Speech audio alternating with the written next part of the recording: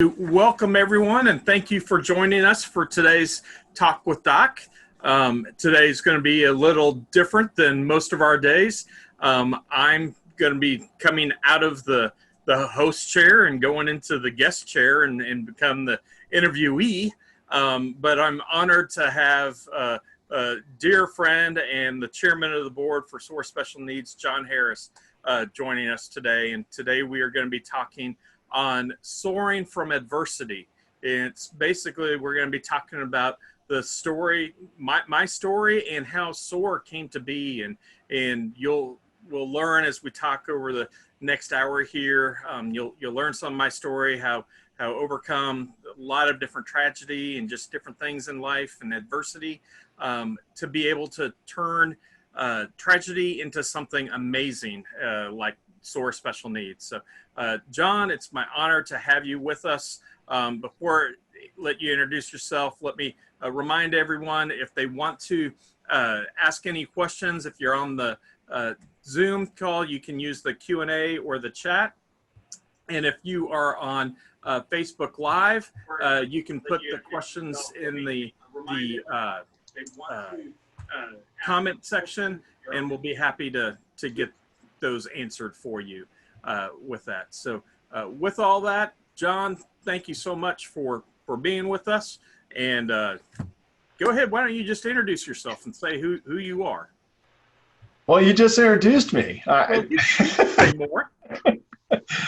So, no, my name is John Harris. I am honored and privileged to be the chairman of the board of SOAR Special Needs. I am incredibly proud. I am incredibly humbled at the same time to be able to serve Doc Hunsley and his incredible team and the great volunteers we have, but most importantly, the individuals and families with special needs that SOAR serves. And just incredible stuff happens at SOAR. I know we've got people here watching that totally understand that, but Doc, I want to make sure that you cover how much impact is happening with SOAR, even right now with COVID, but even more impact that has happened in the past. This is an incredible ministry, Doc. You've done an incredible job, and you've had tremendous people alongside. I know that you never want to take the credit, and so this is one of those rare cases where I can give you credit, and you can't stop me from doing that. So I get to do that. I get to have the bully pulpit in this case, and in this case, I get to bully you around and tell you guys are doing a great job. And I know that this is supposed to be about adversity, but there's some glorious outcomes that are going to be discussed here. I don't want people to think that this is going to be depressing or negative or sad. I mean, it's got a great outcome. It's got a great happily ever after ending to this.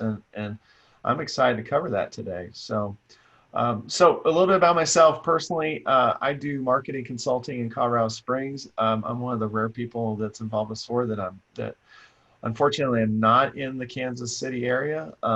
But with technology and with quick flights on Southwest Airlines, it's not that hard to get out to KC. And so Doc treats me to barbecue, and I think that's a pretty good deal. I get barbecue, and then I get to serve alongside him. So Doc, you've got an incredible story. You and I have known each other for what did we figure out, 40 years? 40 years, yeah. Yeah, so we've played sports together, we sat in class together, we sang in choir together, we've seen a lot of life, and I'll tell you what, you've had an incredible life, but let's start with this. How did you even start with individuals and families with special needs? I mean, that's a special calling. So tell us about how you got that calling and why you're still in that calling and why you are a global leader in that calling. Yeah, absolutely. And yeah, so it really goes all back to family. And actually, I'd go even back further. I've always had a place in my heart for individuals with disabilities. Again, as a lot of people know, obviously Doc's not my real name. John never knew me as Doc. He knows me as Steven, and that's how That's my real name. But everyone calls me Doc because I'm actually a pediatrician who worked in a children's ER and urgent care, taking care of a lot of kids. But also through that whole process, I've taken care of a lot of kids with disabilities and special needs, and just growing to love them. And what I've always loved with individuals with special needs is they have so much to offer, and just amazing love that they've got to give. And so I've always had a special place in my heart for them.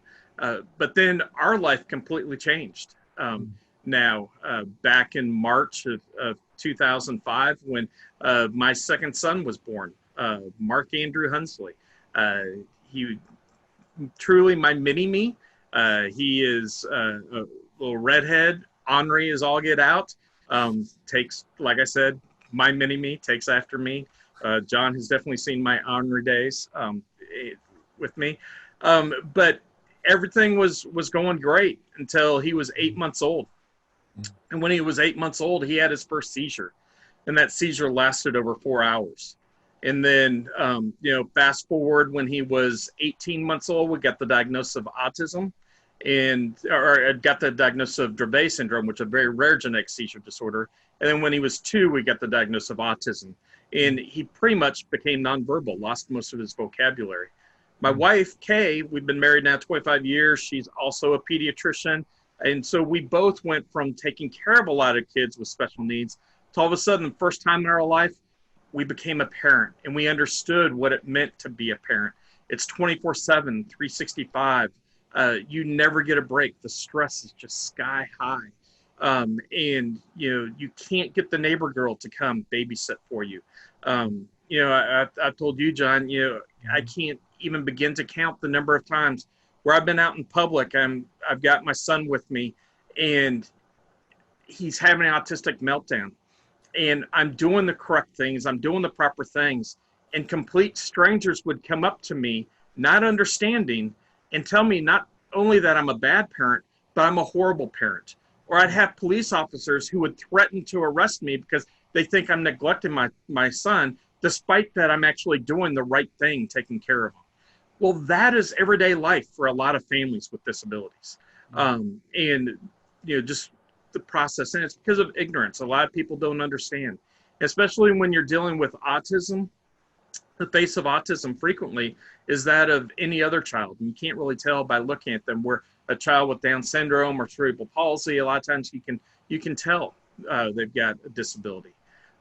So fast forward, then continue grow, see Mark grow.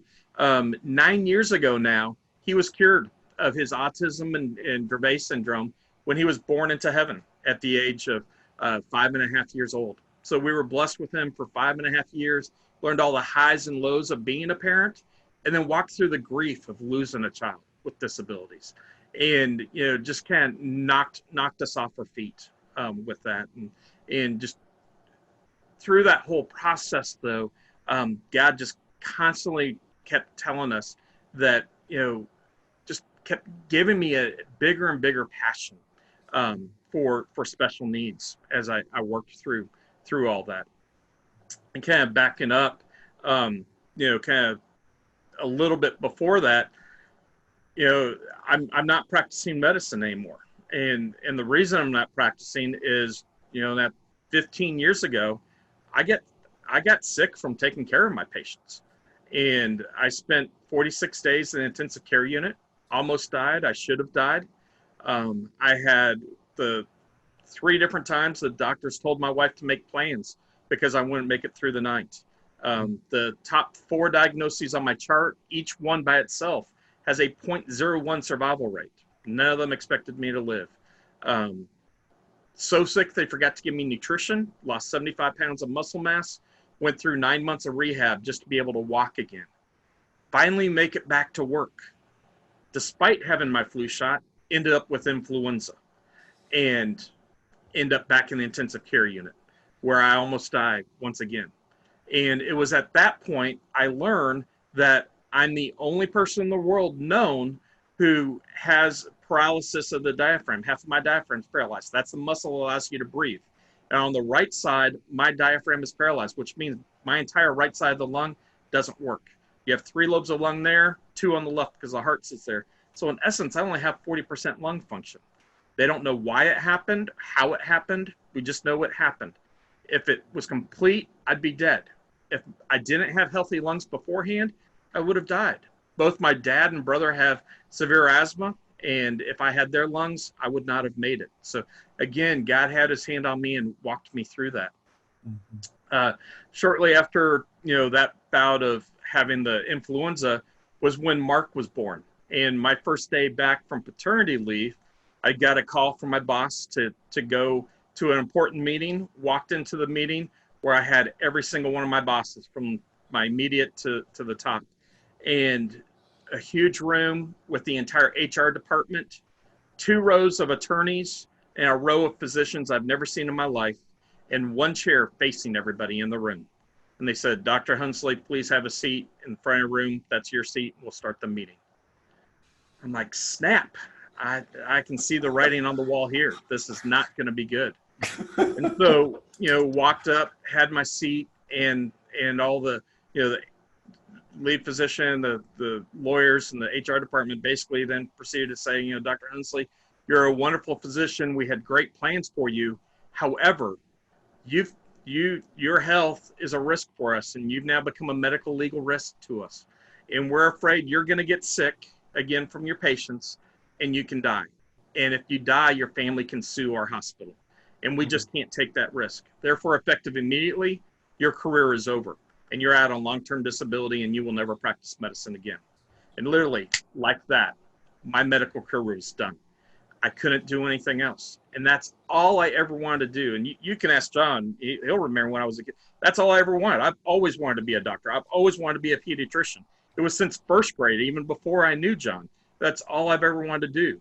Now in a heartbeat, it was gone. I couldn't do it. So I then did my hardest job I've ever had in my life, and that was take care of my 2 boys, Luke and Mark, and then shared about Mark developing all that. A few years after taking care of Mark, we were at another church, and God blessed us and opened some doors where I got to become the children's pastor at that church, and was able to lead the children's ministry there. Grew a children's ministry to be over 1,000 kids. Obviously, having a son with special needs and knowing how important it is to be able to minister to them and that they need something special, went to the senior pastor and asked, hey, can we do special needs ministry? And he immediately turned to me and said, no, Doc, I don't want those kind of people here. And my jaw dropped. I'm like, time out. I'm that kind of people. I am those people. Yeah. Oh, Doc, we love you. We love your wife. Yeah, we love you. I don't want those people. And it was all because they don't tithe. They don't bring money into the church. And it's an expense to do that. And too much baggage can come. And so we had a pretty intense conversation for about an hour and a half where had to agree to disagree, and I wasn't allowed to start a ministry. And then maybe a year later, I got called back into the office because there were 3 adults with disabilities who were too vocal for the worship services. And I was asked to create childcare for them, which I gladly did. That childcare became an adult Sunday school class for adults with disabilities. And then I started a small respite program for them and their families. And then it was shortly after that when Mark passed away. After Mark passed away, 6 weeks after that, my intestines exploded on me. I almost died again. I joke all the time. I feel like a cat. I've had so many near-death experiences, and I totally hate cats. But it was then after that point that I was out on medical leave, and then just out on grief leave, that God made it clear that we needed to go somewhere else, and ended up leaving, and God directed us to Grace Church. And when we came to Grace, once we knew for sure that was going to be our home church in Overland Park, Kansas, I met with the children's pastor and told him, hey, you've got me. I want to serve. For me, I've always been the type that in order for me to heal anyway, physically, emotionally, however, I needed to serve. I needed to help others. And I've always found that I can heal so much quicker when I'm not thinking about myself and I'm thinking about other people. And that's what I always try to encourage others to think about. So I couldn't wait to get back to serve. I had just lost, I've lost my medical career. I've lost my son. I just lost being a children's pastor, which I then loved. And I'm now thinking, oh, I'll never get to do anything like that ever again. So, but told them, you got me. I'll serve. I'll do whatever you need. And, 5 minutes later, I got a phone call from the children's pastor and the conference and the senior pastor in a conference call. And they said, you know what, Doc, we've been praying for years. We want to have a world-class children's ministry. And we believe that God brought you to us because we know the only way we can have a world-class children's ministry is if we do a special needs ministry. Mm-hmm. And we've never been able to do that. We've not had a person to do that, but we think God brought you to do that for us. We know your background. We've kind of stalked you socially. We've heard about you. Would you do that? Honestly, I was floored. I was honored. And I obviously said yes, but I said, I have no idea what I'm doing. And started with nothing. I went out to other churches that I knew doing ministry, and I asked them for help, and no one would help me. No one would step up and share anything. And there's all kinds of different reasons for that. But the big thing is, fear is, again, part of that.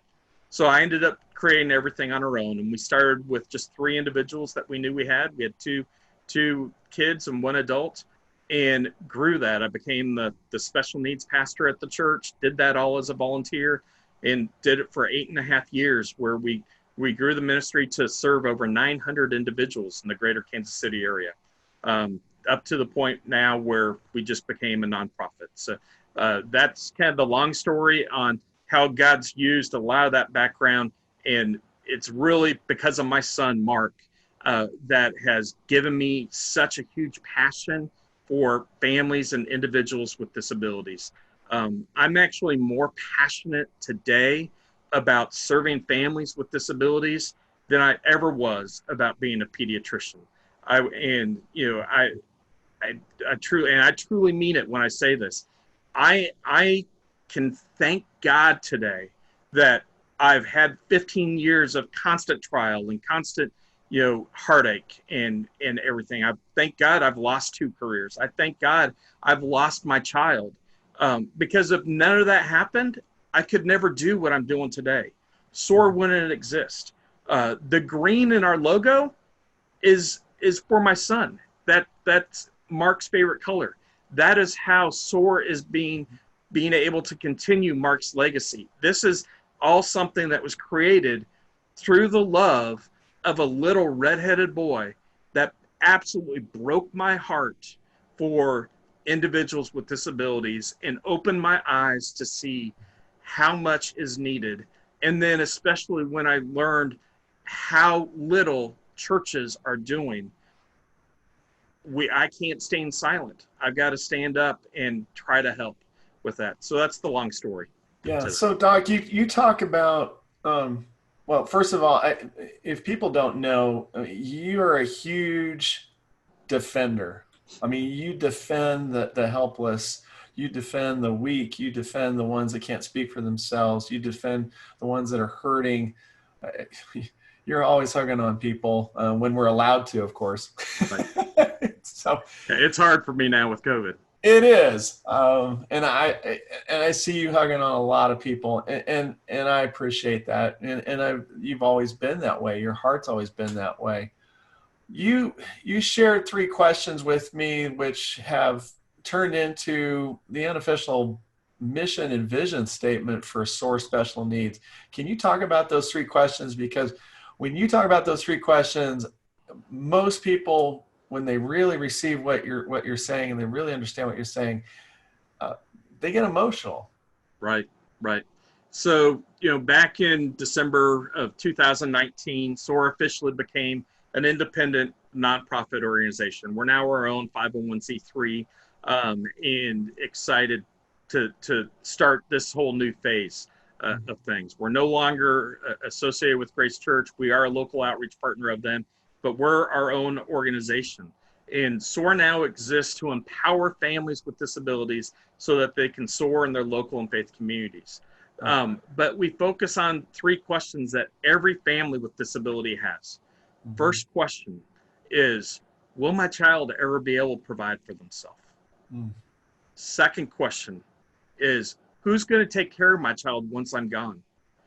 And then the third question is, who's going to take care of me as the parent?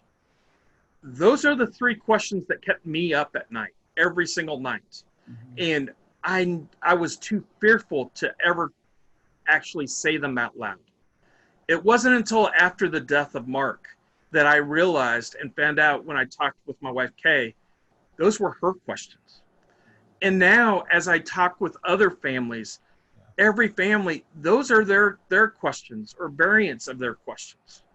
And those questions have become taboo for families with disabilities. And the reason they're taboo is there's not easy answers to those questions, and they just don't want to talk about it.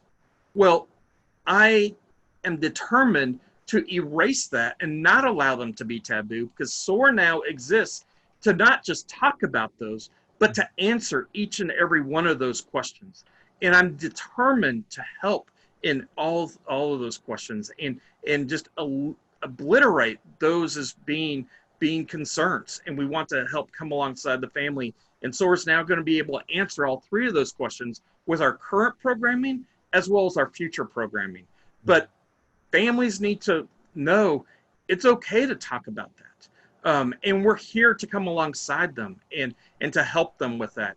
And I'm eager and I'm determined to answer each and every one of those questions. There are a lot of organizations that may take a little piece of this or a little piece of that, but there's really nobody who's going to tackle all 3 of those. And that's what sets SOAR apart and how we're going to be really unique moving ahead.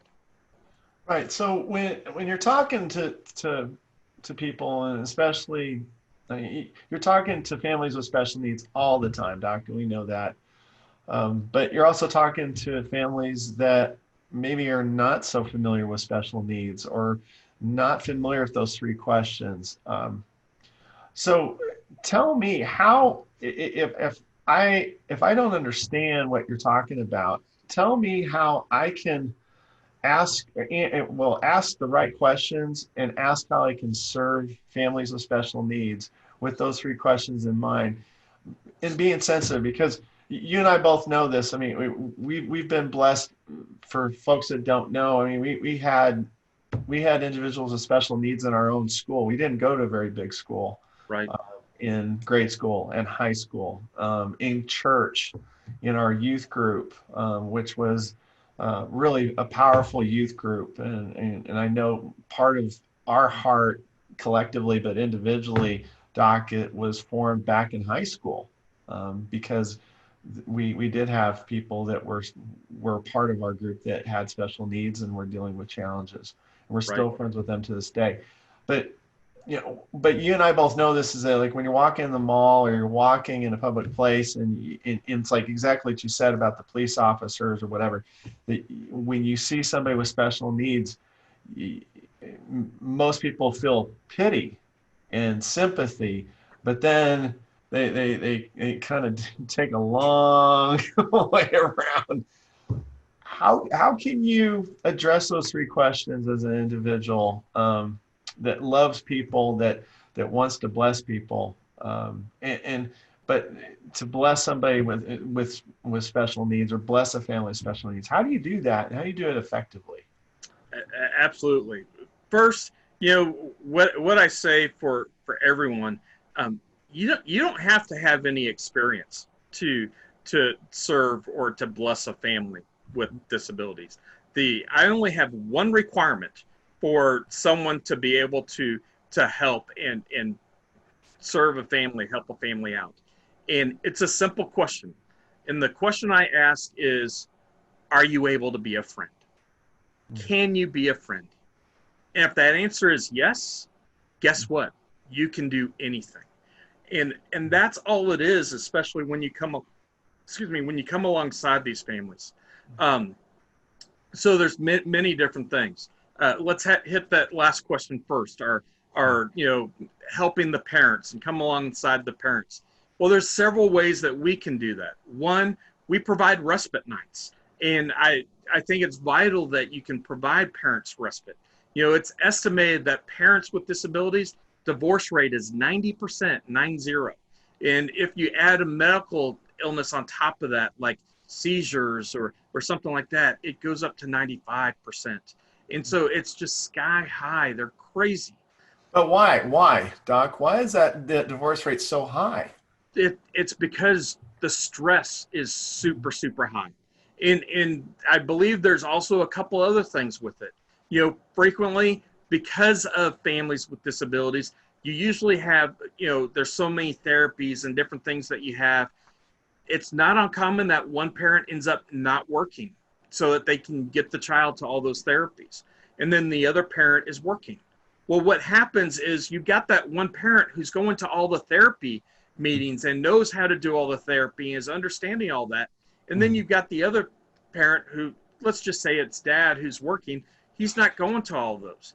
So dad comes home from work at night. He's had a long day. Mom's had a long day because trying to deal with the child with special needs, plus trying to deal with the other siblings, everybody's worn out. Johnny has a meltdown. Dad desperately wants to help out, doesn't know what to do. Because mom and dad never get to have a chance to talk, mom's never had a chance to teach dad what to do. And so dad feels like he's a complete failure because he can't take care of his own child. And he feels like he's letting down the family. He's feeling like he's letting down his wife. Mom sits there and feels like husband doesn't understand, husband doesn't care, even though that's not really it. It's just they're telling themselves stories, and those stories are wrong, but it's because they haven't had the chance to sit and actually talk or spend time with one another.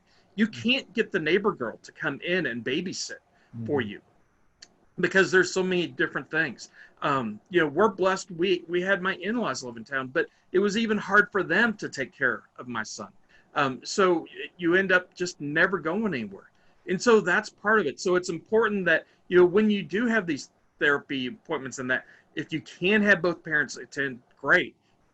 But whoever goes, you need to make sure you're educating the other parent so that they all know how to go about it.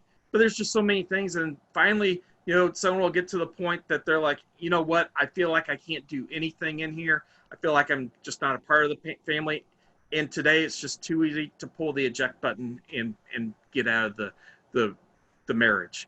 And it's hard, but it is high stress. And not knowing the answers, not knowing what to do. We need people to kind of come alongside them and help them. On top of that, when there's counseling that is needed, frequently families with disabilities will go out to counselors to get help that are in the community. It is rare that you can find a counselor who's actually able to have any experience with special needs and speak into that. And, a counselor may be giving them some advice. That advice won't work because they have no idea the background with special needs. And so that's one of the things we're wanting to do with SOAR is we want to eventually come alongside parents and create a counseling service where we'll have counselors who actually have that background and assist. And we're working with some organizations who have that. But how awesome would it be to allow a family with disability to actually go to a counselor who has that relationship and understanding about disabilities, and they can actually give them practical advice to help them through that. So that's part of that reason. But ways that people can come alongside and help is exactly with the respite nights. Give parents the night off. Come and help come alongside them. And if you don't feel comfortable being a buddy, working with an individual, there are so many other things you can do. We also help the siblings because siblings don't have a normal life. Yes. But do that. We do it at our church, but we are looking for other partners where we can do it. We want to take this literally all over the country. We want to come and help churches know how to do it and partner with them so that they can do it. Even if you can only offer it for 3 or 4 kids, that's a success because you're giving those parents a night off. the thing that just fills my heart with so much joy is watching parents, the difference literally in their face when they drop their kids off at the beginning of the respite night to when they come back and pick them up. It is a notable change that you can see. Just that 3 hours truly changes their life. We even have, for us in Kansas City, we've got one family that drives 3 hours one way to come to our respite night. They live up on the Iowa border because it's that important for them to come. It's that hard to find respite. But those are some of the things. Some of the other things we're dealing right now with COVID. We can't meet in person. Well, one of the things I would love to do is bless our families, and our families with disabilities. A lot of them are they are at a higher risk, and so they can't really get out and do anything right now. That's a big thing. I would love to get a bunch of volunteers around where we can go and bless these families and go to their houses and chalk their driveway, write all kinds of positive messages. Get a yard sign, plop it in their yard that says, "You're loved by SOAR, SOAR Special Needs," and do that. And, have a business that would come along and say, "Hey, that's an awesome idea. I want to help sponsor that." And volunteers who can help draw and do all these things in their driveway, and just pouring out on these families. Those are all, anything you can do to help a family smile is a win. And my whole thing through, everything I've gone through, my key word in life is perspective. We need to change our perspective, and we need to get our thoughts off of ourselves and onto other people. We need, because, sure, there have been so many things going on in my life, and I constantly have one thing after another. I'm almost always in a brace, having surgery here or there. If I'm constantly thinking about, woe is me, I'm a martyr, well, I can't do this, I'd be a basket case. But I can't do that because I choose to focus on other people. I choose to focus on Jesus Christ and allow him, his love, to shine through me and then pour out on other people. And when I do that, it helps me forget the pain I'm in. I've had a concussion for 3 years. I'm dealing with constant pain and whiplash. I barely sleep some nights. I don't even recognize them through the day sometimes, especially when I'm helping and working with others.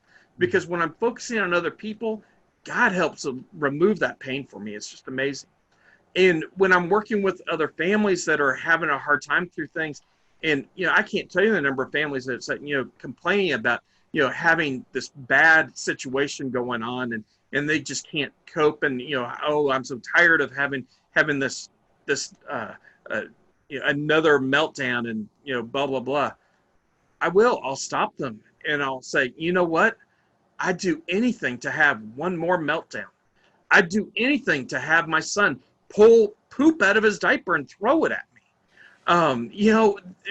That was our life. Right. I'm never going to have that again, but I know I'm going to be reunited with my son in heaven one day, and I can't wait for that. But it's my job now to focus on others and help them through that process so we can get people to come alongside us. We're looking to be able to do, weekend long 48-hour respite. We want to do 12-hour respite overnight. We want to create an adult job training center. And then we want to get apartment complexes and hotels and convert those into adult assisted living and independent living facilities. Guess what? I have no clue how to do any of that. But that's where we need people to come alongside of us who do have that experience. We want to build advisory boards where they can help us in talking through that and planning that, where we can help answer those questions. I truly believe every individual with disability can have a job, and they need to be able to work in the community. And the jobs can vary, but they can be more than ticket takers. They can be more than greeters at Walmart and be more than janitors. I want to find what they're passionate about and then get them trained in that and get them employed. But it's also training the workforce. It's training employers, helping them see the importance of having individuals with disabilities in the workforce.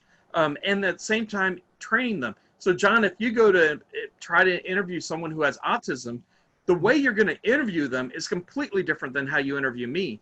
Well, that's SOAR's job to come alongside you and train you on, hey, this is how you're going to talk and interview someone with autism, because that individual very well may be the best person for the job.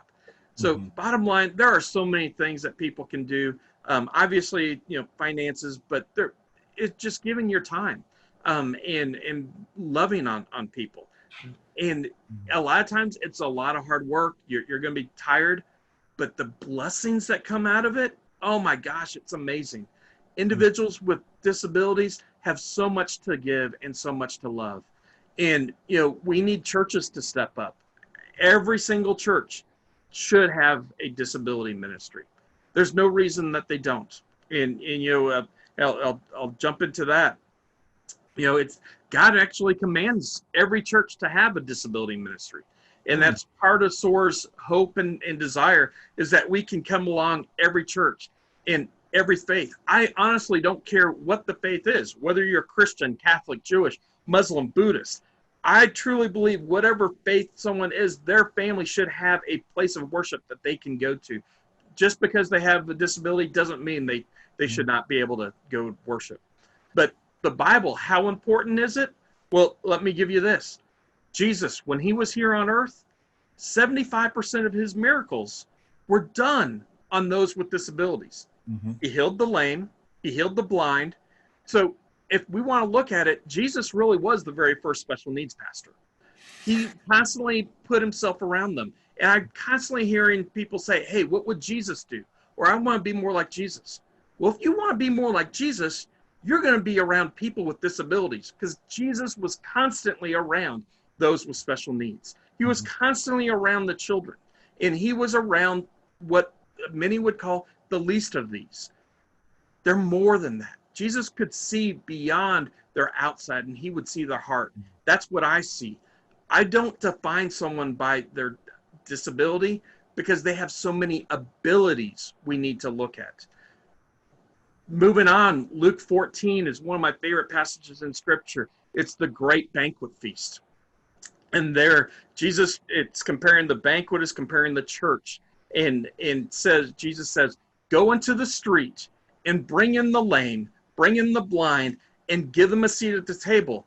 But give them a seat of honor at the table. And what's going on is Jesus saying, those with disabilities need to be a part of the church, just as much as the church needs to have those with disabilities. But here's the thing. It is rare in the Bible that something was so important for Jesus to give the command twice. In a matter of just 4 to 5 verses, Jesus actually made that command 2 times. He said, go and bring them into the banquet. Bring them into the church. And so if you have a church and you are not doing a disability ministry, shame on you. You're blatantly disobeying God. And my belief why churches don't is ignorance. They don't understand it. Every church I know has a ministry for, the elderly, for, benevolence, for, hospital visits. Why do they have that? Well, it's easy. Just about every senior pastor I've ever known has parents and relatives who are getting old, and they know the need for that. It is rare to find senior leadership who understands special needs or has been affected by special needs. And if they don't understand it, they don't see the importance of having it.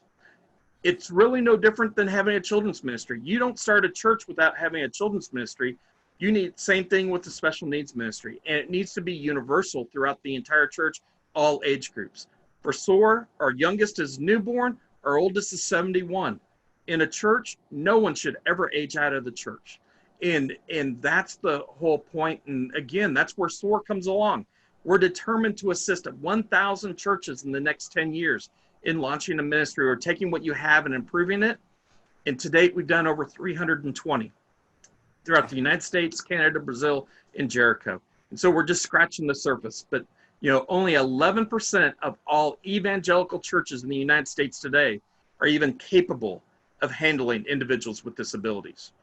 At the same time, 90% of families with disabilities are not attending any church in the United States. That is the largest unmet people group in the United States. 90% of families with disabilities are not attending a church. And the biggest reason, they've got 3 reasons. 1, they're afraid The church is not prepared to take care of their child. Mm-hmm. Well, we just proved that. 11% of churches are only able to take care of them. 2, they know their child's a burden, and they don't want to be a burden to the church, so they don't even go. Or 3, here's the one that breaks my heart. They've been asked to leave the church too many times before, and they don't want to be asked to leave again. The parents are told, you can stay, but your child can't be a part of it. Shame on any church for ever saying that. You should never, ever have to turn someone away. We need to instead welcome and find the ways that we can help them. And I include mental health with special needs. You know, the numbers for mental health are even lower with that, but they're all together. But the church needs to step up and reach the families with disabilities, and we're doing a poor job with that. We're doing a lot better, but we've got a long ways to go. Right. No, Doc, I think anybody that's watching this right now is going to say, well, we need to do something about that. SOAR is serving hundreds of churches and we're wanting to expand into other places. Worth mentioning, you didn't mention Russia and Ukraine. We've talked about that. Right. We've talked about Mexico as well. We've got Central Romania. America. We've talked about that in board meetings and in different events. So I think we can all agree this is an epidemic. This is a problem. But here's the dumb question: how hard is it to fix it? How hard is it to get this up and running? Because you and I have experienced this. We've been in church services, and somebody speaks out. They're not supposed to, but the pastor is halfway through his sermon. He's trying to make an important point, and somebody speaks out. Mm-hmm. And what happens in a traditional church? Joe needs to go. We'll escort Joe out the back door. And then where does Joe go after that? Right. But in addition to that, you and I both know plenty of families that are not going to church, and the biggest complaint or the biggest concern, and this is with tears coming down their faces, is I feel neglected. I mean, they may not use that word, but I feel alone. I have no connections whatsoever. Doc, how do we fix that? It's again going back to just sharing love, and being a friend. We need to reach out to everybody and welcome everybody.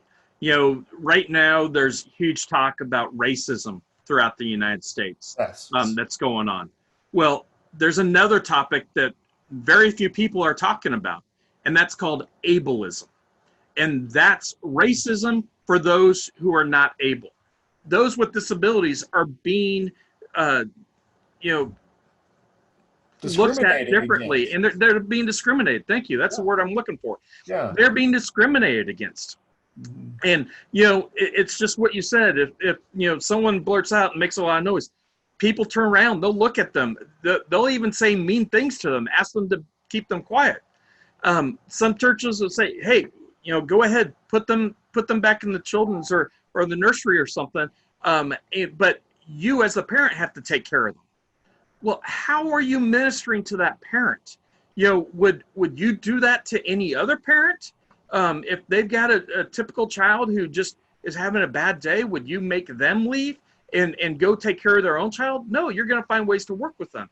So churches need to step up and realize they need to help out with that.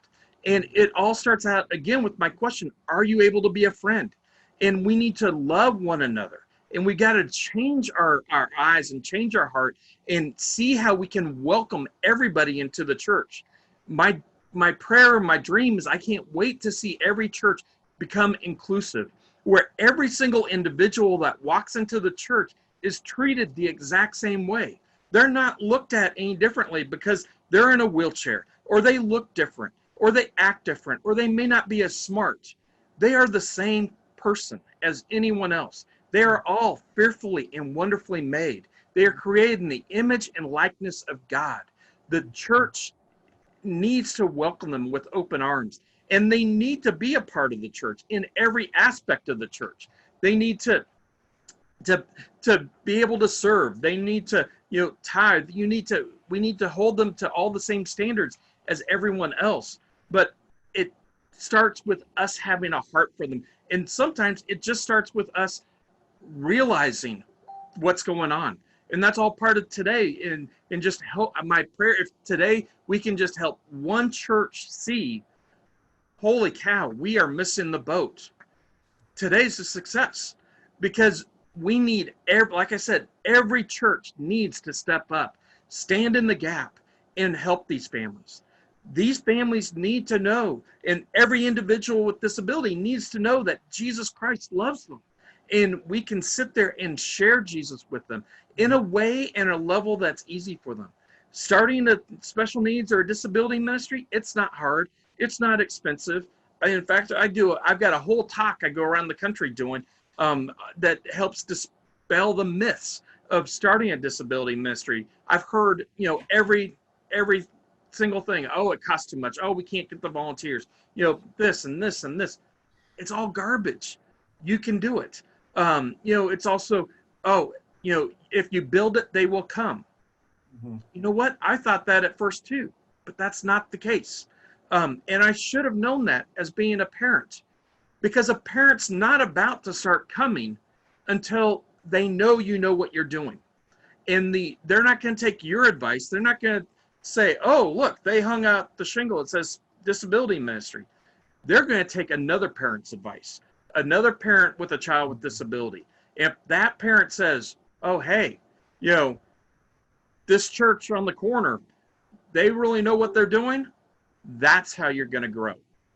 And people go, oh, Doc, you don't know what you're talking about. SOAR, you just said, went from 3 individuals to 900 in less than 8 years. Mm-hmm. Yes, but it was also a slow grow. But it was mainly because we loved on people. And then primarily we prayed. We prayed asking God to bless the families, to deliver the families. We prayed that God would deliver the volunteers for us. And we prayed that God would give us wisdom and discernment in what to do. And then we did what we would want to do as if we were a parent. I kept my parent hat on, even though my son is no longer with us. I would view our entire ministry, everything through the eyes of a parent with a disability. Because guess what? It's hard to get a child up in the morning and at an 8 o'clock service if you got a child with disability. It's hard. You may not want to, pack the family up and come to church on a Tuesday or Wednesday night for just an hour for something in the middle of the winter with snow, unless there's a really good reason for it. You need to think through, is it worth it for me to do this? And so we've had to go through those questions and think through that as we move ahead. Right. But Doc, I want to mention this because most people probably don't know this, is that you are an encourager. You are just exuberant. You just love on people. But one of the things that you do extremely well is that you are a systems guy and you figure out how to answer the questions. One of the things that I think folks need to understand is that at the church that you were serving at, and ironically, you're there right now, that you were able to effectively put a lot of systems into that church to where a lot of the facilities are so special needs friendly and accommodating, to where those parents that are looking for that safe place, that looking for that vibrant place, that place that's going to be encouraging and positive, right, they have that in the church that you're talking about. And then you've been able to replicate that in other places. And I know in particular, some dear friends of ours that I've introduced you to them, and that we've got some great people down in their area, and they're being ministered to. Talk to me briefly about what that looks like, because I know you're working with people, and I know you're working with churches, and you're working with ministers, but you're also just working with lay people. Absolutely. What does that look like? Because I know you've answered a lot of questions already. Yeah. So I love coming alongside, individuals and churches, staff, to figure out how to do ministry. And I know that every church is going to be a little bit different. And, what I want to find is what's going to be right for that church. It may not be just the exact same way that I did things, but we can figure it out. And there's a lot of the things that work the same.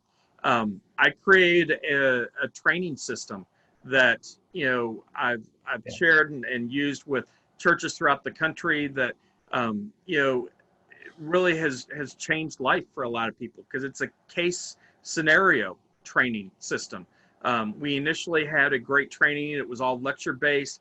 I thought it was fabulous. And the very first week after that, a volunteer got stuck trying to deal with a behavior, deer in the headlights, not knowing what to do. I came in, helped with that, and asked her, what happened? She's like, I couldn't remember how to apply what you taught us. I'm like, well, that was a fail. And so I went back to my background. As a physician, we teach everything through cases. We do case scenarios, and that's how we teach and learn it. So I went to the drawing board. I took all the curriculum we had, and then I created 10 cases that anyone would see on the weekend and put everything into that. And now by the time my volunteer comes out of an hour to hour and a half training, they've gone through it. They know exactly what to do because they just practiced it, and they can put it into motion and do it. So it's making things comfortable for volunteers, but it's also being welcoming. I think you need to train everybody.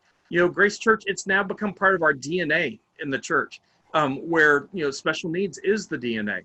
But it includes training anyone who might meet somebody for the first time. It's training, the parking lot attendants, the greeters, the ushers, the welcome guests, security, all of that. One of the things I've taught people is that if you see a family, because individual special needs have a hard time transitioning anything new, especially if you got a brand new family visiting, and if you see that, and if you ever see an elementary child having a hard time, don't immediately think it's behavior issues. Think, or discipline, think autism, especially an elementary child. Well, we had a brand new family park in our visitor parking lot. They had a hard time getting, Johnny out of the car. Our parking lot attendant saw that and goes, oh, I bet they've got, autism. Went up and just had small talk with the family. It was enough to distract them to get Johnny out of the car. Then he starts walking them in, found out they're new. Hey, welcome to Grace Church. You know what? We've got a great children's ministry here. We have a student ministry. We have a special needs ministry. Oh, wow. Well, Johnny here has autism. Fantastic. Come in. We'll get you hooked up with our special needs ministry. They came in. They called. I happened to be the one on the radio. I came up. My very first, after introducing myself to everyone and saying hi to Johnny, my very first question to the parents, tell me something wonderful about your child. Mm-hmm. Mom immediately started telling me about his diagnosis and everything wrong. I stopped her. I said, no, I want to know what's wonderful. And then she proceeded to tell me that Johnny loved to draw and loved to color. I'm like, awesome. And then I got down to Johnny and I said, guess what? I've got some pretty cool crayons and some paper. I'd love to see you draw me something.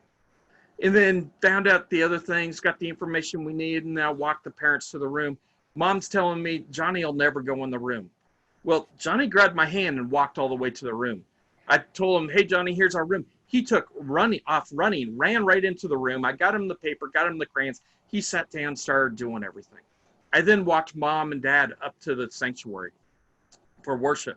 Before Mom ever even went in, she broke down crying and said, you know what, Doc? I have no idea what your senior pastor is about to say. I don't know the beliefs here.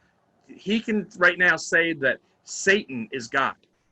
And this is going to be our home church, because no one has ever loved my son for who he is, just like this, from the parking lot all the way to here, and accepted him for who he is and welcomed him. And because of that, this is now going to be our home church. That is all because of making a church become inclusive and accepted. And that's what I love to do, come along other churches and help them through that process, talk them through that journey as we go through everything.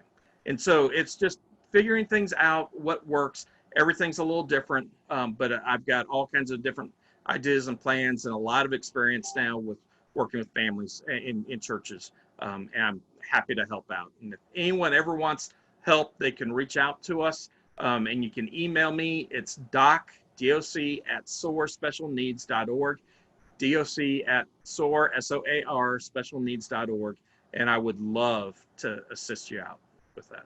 And then we've got a Wonderfully Made conference coming up in October, where we're going to have just all kinds of wonderful curriculum, and 70 speakers going to be at that to share wisdom. I mean, it's going to be virtual, so it's going to be available all over the country. Registration will be coming up here in just a couple of weeks for that. So we've got a lot of folks right now, Doc, that are struggling with isolation, loneliness, whether they've got special needs or not. We talked about it yesterday in the meeting that was related to marketing, and we've talked about it as a board, and we've talked about that we've got a lot of folks that are just struggling with loneliness, with isolation, with not knowing what the future holds, and especially for our special needs folks, just having some,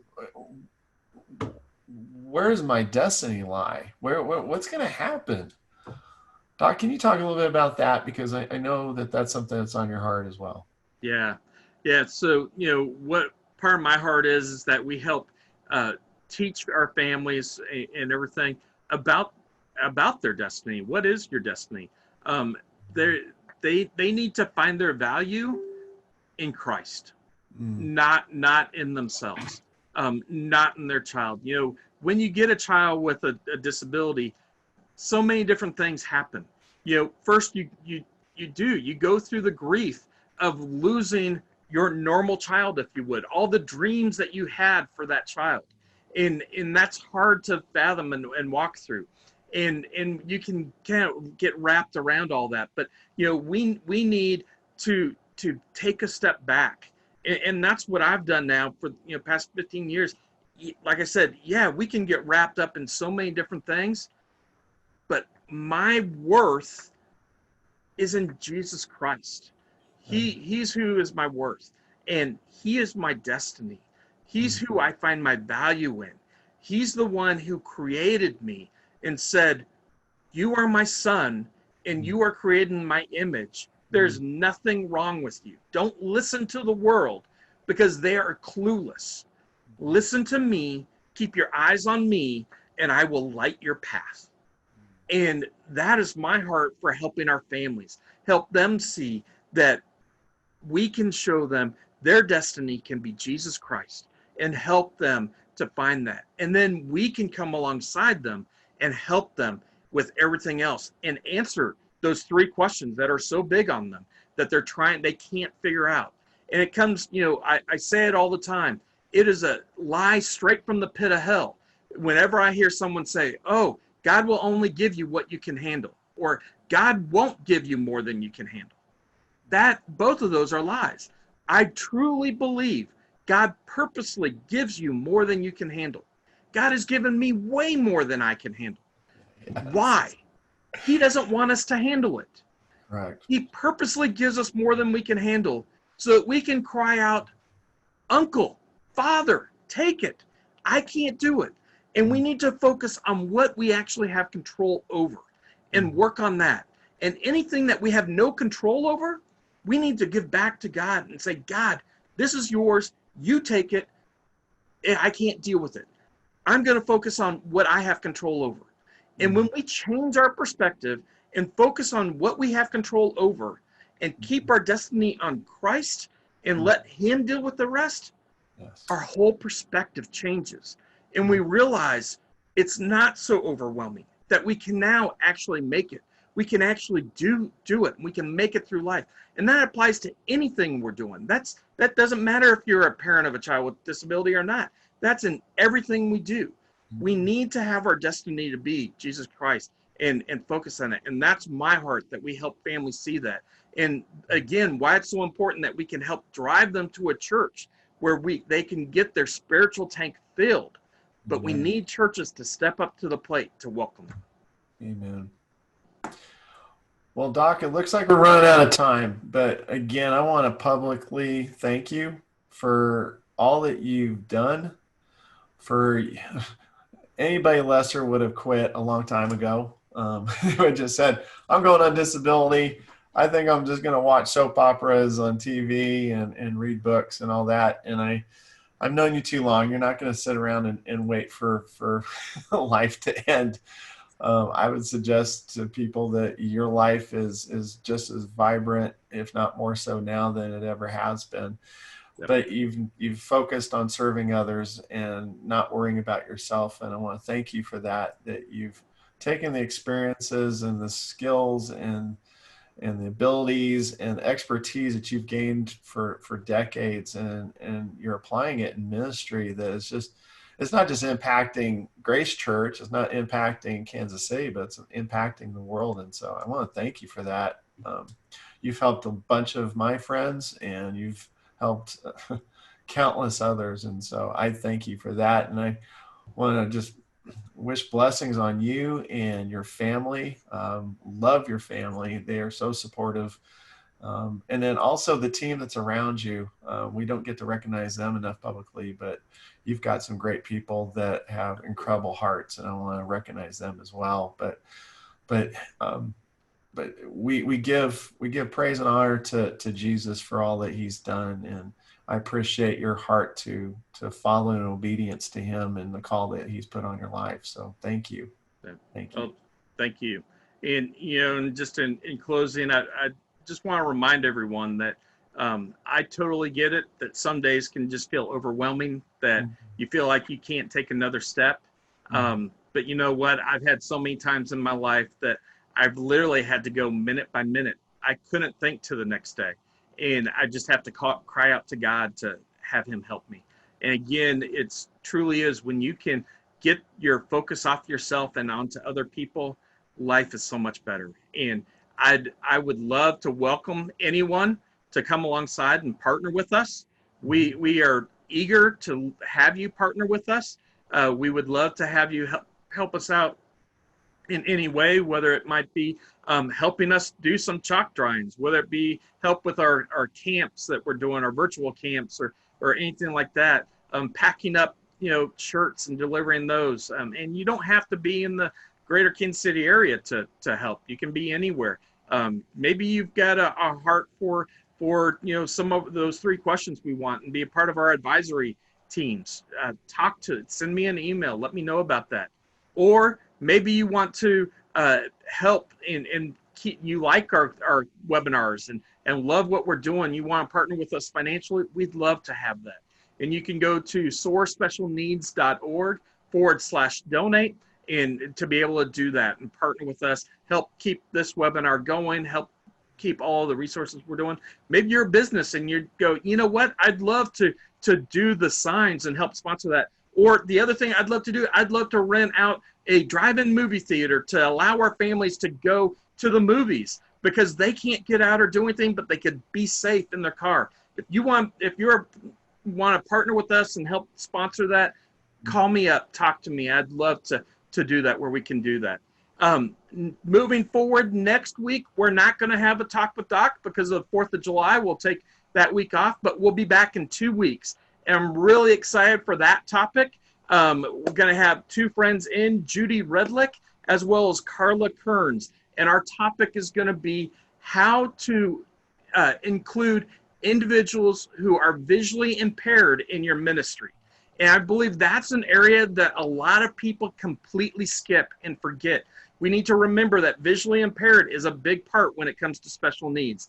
And too many times we completely forget about that. Again, it's not super expensive. There's all kinds of extra little things that we can do.